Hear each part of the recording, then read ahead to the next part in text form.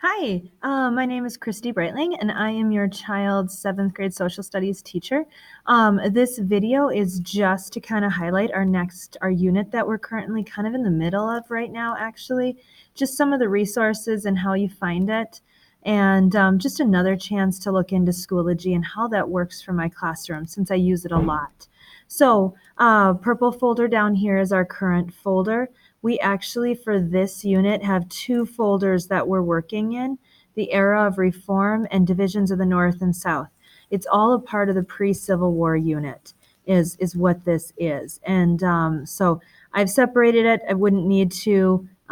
It just helps as we're going through each chapter. So real quickly, we did the Era of Reform about last week and finished it up earlier this week. So just a quick look into the Era of Reform and what it has in it that maybe would be a good thing to kind of look over for you or to have your child look over at some point. So I've mentioned before, but the flashcards are always at the beginning, and I use Quizlet for that. They can practice flashcards, electronic. They could print out some flashcards from here.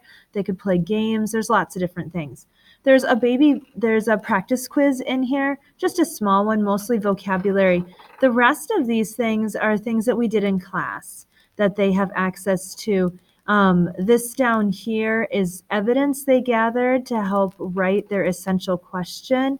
And these are the pictures, the posters they created. So in case they're working on that. So something to kind of review, or if they don't have that essential question done.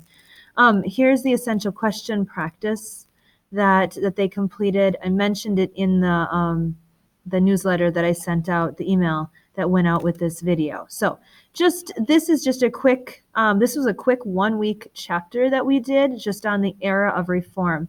And to put this in context, the Era of Reform happens between about 1800 and 1850. This is the beginning of where people start really starting to think that we need to make change. And this concept of transcendentalism, where people are like, we have to think outside the box and come up with new ideas to solve old problems. And even just the recognition that these problems exist. So we focused on 4 reforms that got their start during this time. None of these reforms made great success, but that's kind of the point, is to see that you can start an issue, you can start talking about something, even though you don't have a solution yet. It takes time for solutions to come.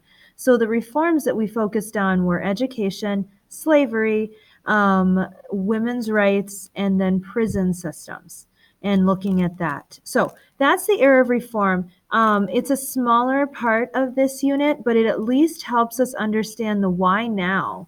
Why are people thinking about ending slavery, about changing systems? Well, because thought process of the time said we should start changing systems. We should use our gut. We should use our intuition to say, hey, things aren't right. How do we fix them?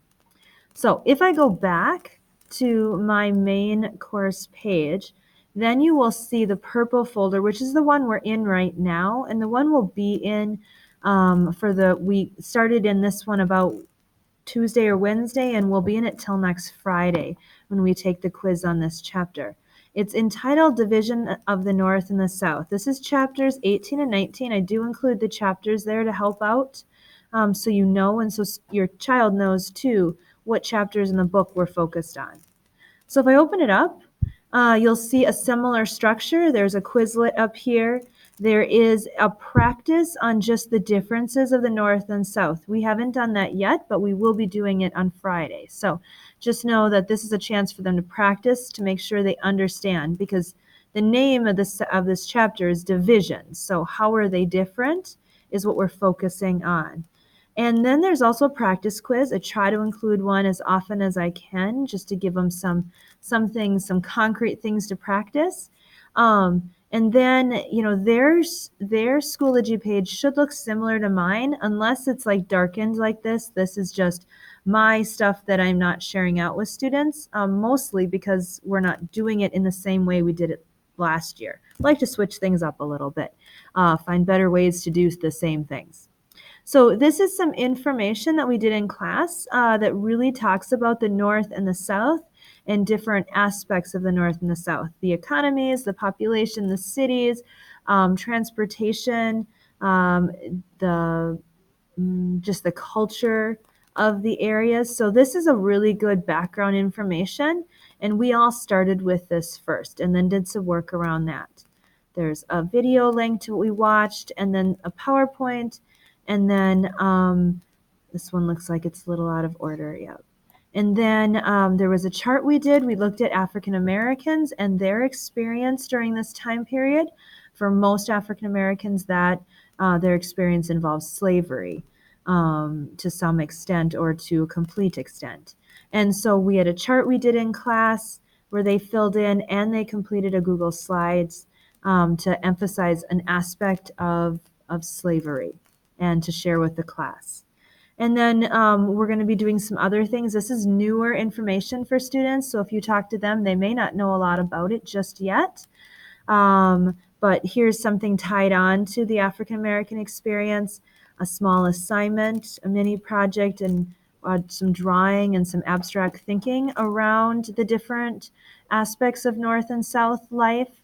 And then we'll be finishing this chapter by looking at the technology advancements, because technology really moved forward between 1800 and 1860. And that also impacted how the North and the South developed. And so they're going to be taking a look at some of these technologies and how it divided. There will be a review guide, as you can see on here, and then we'll be doing some readings and listenings, because I'll have them recorded for them to listen to as well, on the different technologies. And they'll be thinking about how impactful were they, how important were they for our history as well, not just understanding what they are, but how they impacted. And then we'll have a story of us that we watch called Division that will help to summarize this chapter and pull some connections between the different aspects, and really to highlight how the North and the South were similar, but more so how they started to be divided, because you got to divide. There's quite a bit of division that has to happen to get us to a civil war, a war between two parts of the same country. The last thing that I don't believe is on here yet, but there will be an essential question for this chapter, and this will be similar to the last one if you saw your students bringing it home. It is more of a worksheet so that they can practice gathering evidence, and they can practice formatting their paragraphs in a specific way.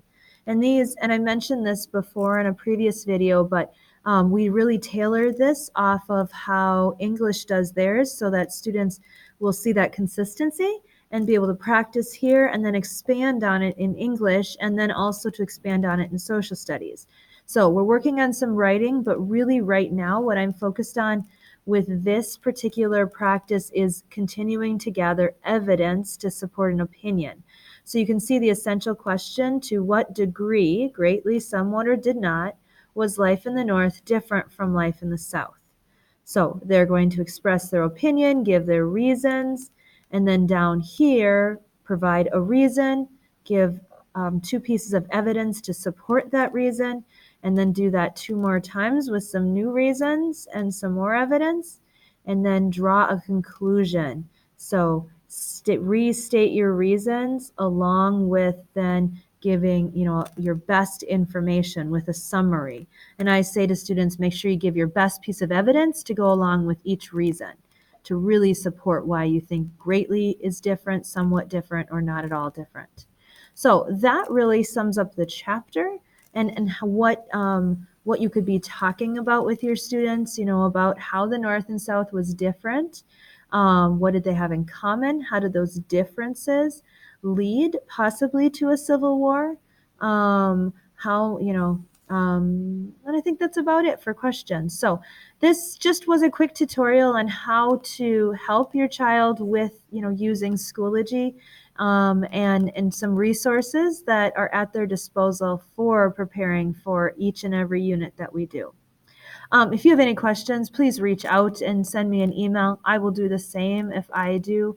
But I appreciate always when parents reach out, because it's just really helpful. So thank you and have a great day.